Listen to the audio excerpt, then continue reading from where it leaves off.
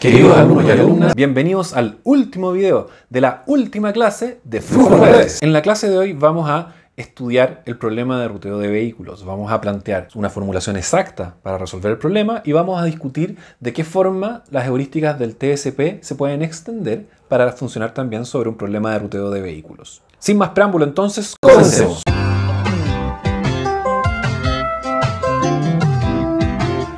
Capítulo 7, clase 2, video 2. Problema de ruteo de vehículos. Recordemos la definición del problema. Dado un conjunto de requerimientos de transporte y una flota de vehículos, se desea determinar un conjunto de rutas para satisfacer estos requerimientos a costo mínimo. Gráficamente, la solución se ve más o menos así. Tenemos un centro de distribución, tenemos una lista de clientes y queremos construir rutas, como las que se dibujan acá, de servicio para visitar estos clientes. Además, tenemos que tener siempre presente que los clientes tienen distintas demandas o requerimientos y que nuestros vehículos deben tener suficiente capacidad para atender los clientes que les son asignados. Las estrategias de solución para este problema son esencialmente las mismas que las del vendedor viajero y que las de muchos problemas complejos que enfrentamos en la ingeniería. Podemos atacar el problema en forma exacta o usando heurísticas. Partamos entonces por el enfoque exacto de solución. Para esto lo que haremos es definir un problema de programación entera que nos permita modelar el problema de ruteo de vehículos. Sea un grafo dirigido y completo, G igual V, A, con costo C sub A. El conjunto N de 1 hasta N representa a los clientes, cada cliente con demanda Q sub I. El nodo 0, que es un nodo que no está contenido en N, es decir, no es un cliente, representa al centro de operaciones o al depot del problema, donde se cuenta con una flota de K vehículos de capacidad Q para visitar a los clientes en N. Definimos V corta como la unión de N y el nodo depot. Es decir, V corta son todos los nodos del problema, que pueden ser clientes o pueden ser el depot. Si definimos X sub A como una binaria que indica si se usa un arco en la solución, la función objetivo es claramente la misma de siempre, ¿cierto? La suma de los costos multiplicados por los arcos utilizados. ¿Cómo imponemos ahora que las variables XA formen una solución factible? Miremos entonces una solución cualquiera. ¿Qué se debe cumplir a nivel de nodos para que esta solución sea válida? Miremos primero los nodos que corresponden a clientes. Si nosotros miramos cualquier cliente, se sigue teniendo que cumplir lo mismo que exigíamos al vendedor viajero. Es decir, que de cada nodo cliente, un vehículo tiene que entrar una vez y un vehículo tiene que salir una vez. Por lo tanto, el grado de entrada y el de salida de todo nodo, excepto el depot, debe ser igual a 1. Nos queda todavía el depot. Miremos el depot. ¿Qué podemos concluir de él? Si suponemos que todos los vehículos son utilizados, para el depot podemos exigir lo siguiente: que todos los arcos que salen o que la cantidad de arcos que salen de él corresponda al número de vehículos. Simple. No es necesario exigir además que entren K vehículos al depot. ¿Por qué? Porque es implicado por las restricciones que hemos planteado hasta ahora. Quedan invitados ustedes a probar esto en forma un poco más formal. Nos falta entonces lidiar ahora con la capacidad. ¿Cómo se asegura que ninguna ruta exceda la capacidad de un vehículo? Observemos para una instancia cualquiera un subconjunto S de clientes, como ese que está ahí, por ejemplo. ¿Cuántos vehículos como mínimo se necesitan para atender S? Pensémoslo un segundo. En el subconjunto S tenemos algunos clientes, cada uno de ellos con su demanda conocida, y nosotros tenemos además de que hay vehículos de capacidad Q. Entonces, ¿cuánto es el mínimo número de vehículos que necesitamos para atender la demanda de esos clientes? Evidentemente, si nosotros sumamos la demanda total de estos clientes, nosotros podemos a partir de eso determinar un número mínimo de vehículos necesario para atenderlos, ¿cierto? Esa es entonces la cota natural que nosotros podemos ocupar para modelar capacidad. Si tenemos que, entonces, la cantidad de demanda dentro del subconjunto va a ser la suma de los Q sub I que pertenecen al conjunto S y que la capacidad del vehículo es Q, entonces una cota inferior para el número de vehículos necesarios es la suma de esta demanda dividido en la capacidad de un vehículo redondeado para arriba. Esta fórmula de acá es trivial. Piensen en lo que estamos haciendo. Estamos sumando la demanda total, por ejemplo, 230. Y después estamos diciendo, nuestros vehículos tienen cada uno una capacidad, por ejemplo, de 50. Entonces, ¿cuántos vehículos de capacidad 50 se necesitan para llevarse toda la demanda, que era 230? Bueno, 230 dividido en 50 redondeado para arriba es una forma de hacer ese cálculo que ustedes probablemente lo harían simplemente probando los múltiplos de 50 hasta encontrar el primero que supere el número que queremos llevar. Eso es exactamente lo mismo que redondear para arriba esa división. ¿Cómo exigimos que este número de vehículos sirva al conjunto S? Fácil, podemos contar los arcos que salen del conjunto S. Esa es la cantidad de vehículos que están asociados a S. Por lo tanto, nosotros podemos construir una restricción que diga que la suma de estos arcos que salen de S, que en este caso están representados así, tienen que ser mayores o iguales que esta cota que habíamos construido antes. Notamos dos detalles. En primer lugar, que hemos definido ese delta como el delta para los arcos salientes del conjunto S. Y segundo, que en este caso, este símbolo de acá considera la igualdad. ¿Por qué? Porque N no considera al dipot. N son solo clientes. Entonces, si nosotros contamos un subconjunto con los puros clientes, también se le aplica la restricción de capacidad, naturalmente. Además, vale la pena mencionar en este momento que las restricciones de capacidad de por sí incluyen a las restricciones de eliminación de subtour. Una vez que imponemos estas restricciones, no nos vemos en la obligación de además eliminar subtours en el problema. Quedan ustedes, por supuesto, invitados a revisar por qué. El problema del vendedor, perdón.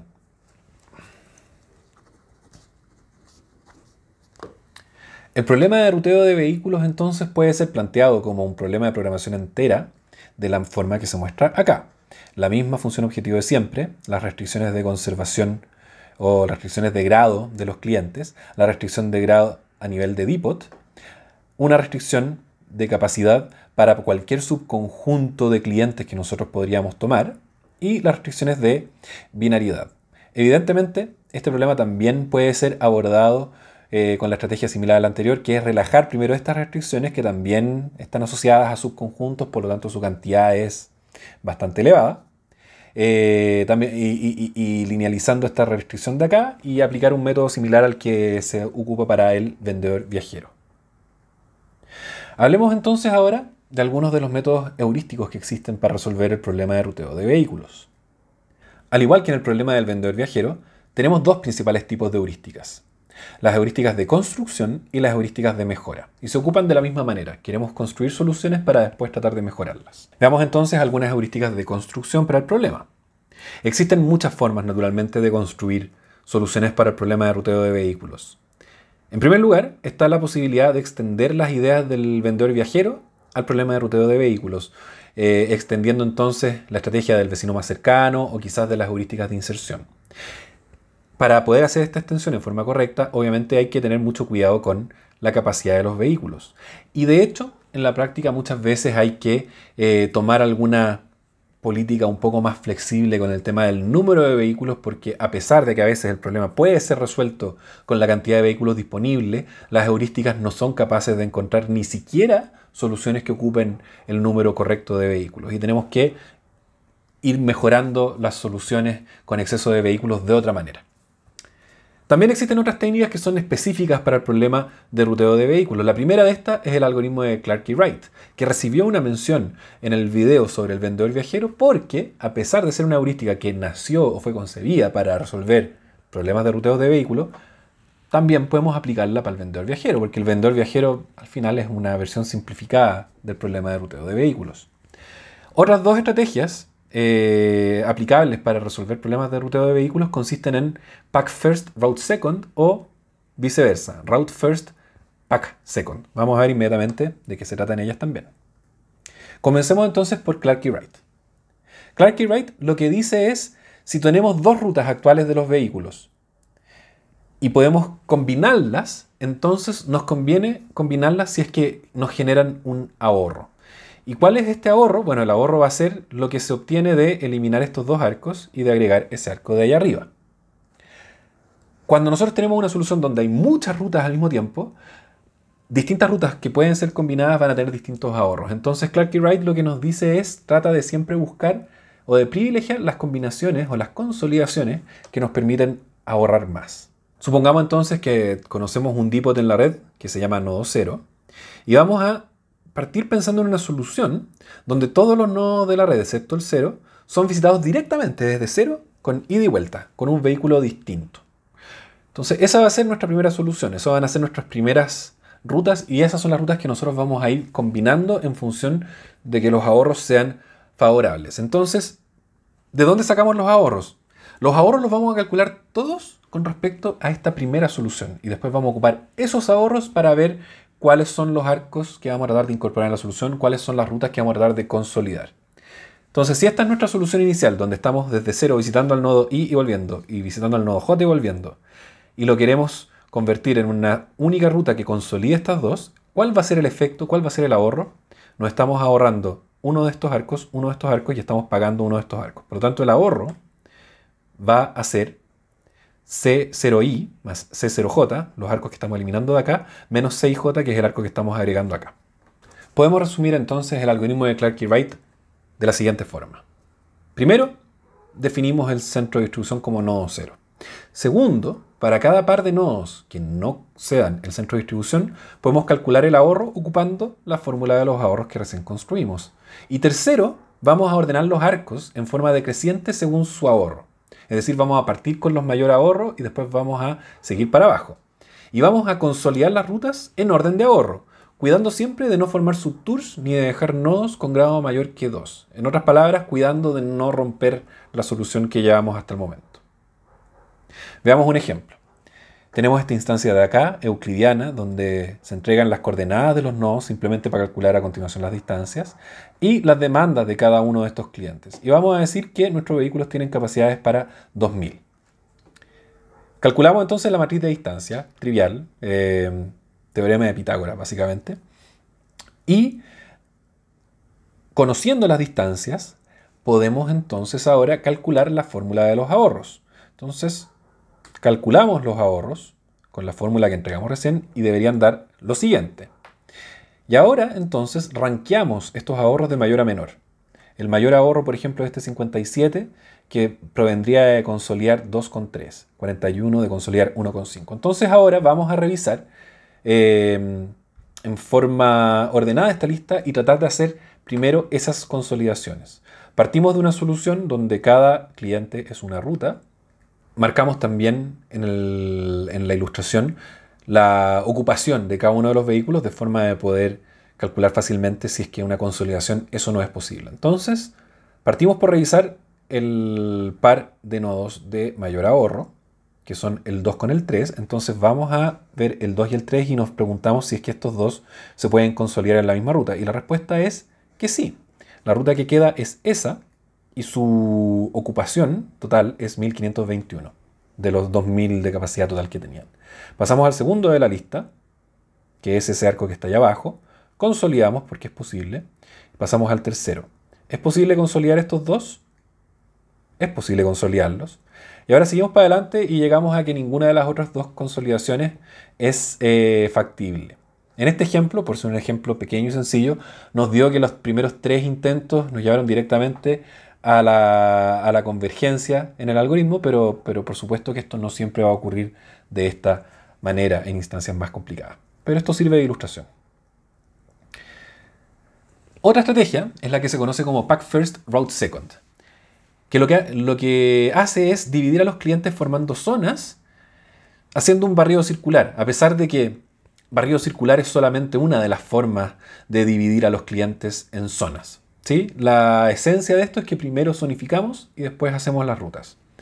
Veamos un ejemplo ocupando la técnica del barrido circular o del barrido radial para generar las zonas.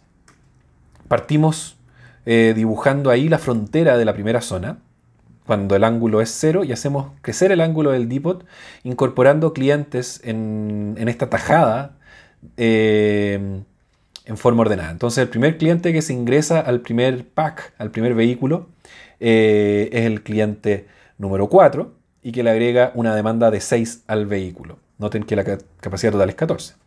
Seguimos así, agregando, vamos en 12, todavía podemos seguir buscando, Pasamos al próximo, ahí nos pasamos de largo. Y nos quedamos con un vehículo entonces que excedería su capacidad. Por lo tanto, el primer pack, el primer grupo, es el cliente 1 y 4. Y después repetimos este procedimiento que en este caso nos lleva a que los 3 clientes restantes caben en un vehículo. Por lo tanto, el segundo grupo, el segundo pack, es 253. Una vez entonces que ya hemos definido los packs de clientes, ¿qué problema debemos resolver en cada uno de ellos? Evidentemente, un vendedor viajero. Y este vendedor viajero lo podemos resolver cuando son pocos nodos, como este caso de acá, en forma óptima, o cuando son más nodos, podemos ir y echar mano de las heurísticas y de las técnicas que existen también para el vendedor viajero. En este caso, entonces, la solución quedaría así.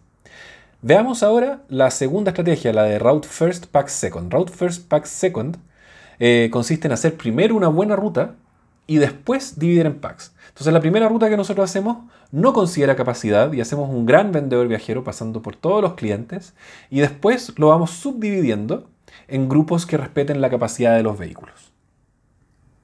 Por ejemplo, en este caso, la cosa podría verse más o menos así. Supongamos que resolvemos el vendedor viajero con todos estos nodos y después ahora decidimos dónde tenemos que cortar la ruta para que nunca se supere la capacidad de un vehículo. Y en ese caso eso nos llevaría a esta solución de acá, que es la misma de antes, que insisto, es la misma porque esta instancia es trivialmente pequeña, pero ustedes pueden verificar con instancias más grandes que las distintas estrategias nos llevan a distintas soluciones. Hablemos ahora de heurísticas de mejora. Podemos extender los mismos operadores de mejora del vendedor viajero para ser aplicados en el problema de ruteo de vehículos y por supuesto podemos definir algunos más. Debemos cuidar siempre de que la nueva solución respete las restricciones asociadas a la carga o a la distancia máxima de la ruta si es que queremos imponer una distancia máxima. Algunos operadores intrarruta son operadores que solamente efectúan cambios dentro de las rutas específicas, es decir, son operadores que podrían ser aplicados perfectamente a un vendedor viajero. De hecho, el primero es el operador 2hop, tal como lo definimos al vendedor viajero. Y el segundo de acá es un operador que podríamos haber introducido en el vendedor viajero, pero que lo nombramos acá, y que se conoce como OR-opt, y que lo que hace es tomar un pedacito de la ruta y ver si lo podemos incorporar en otro lugar de la ruta. Noten que esto de acá no es una operación 2opt porque involucra cambiar 4 arcos de la solución. Este tipo de operador, en todo caso, yo les puedo contar que tiene una gracia, que es que no revierte el sentido de los arcos de la parte que no estamos mirando. Se fijan que acá eliminamos estos 2 arcos y aparecen estos 2 arcos, pero el efecto neto en esta solución va a depender de estos 2 arcos y de estos 2 arcos.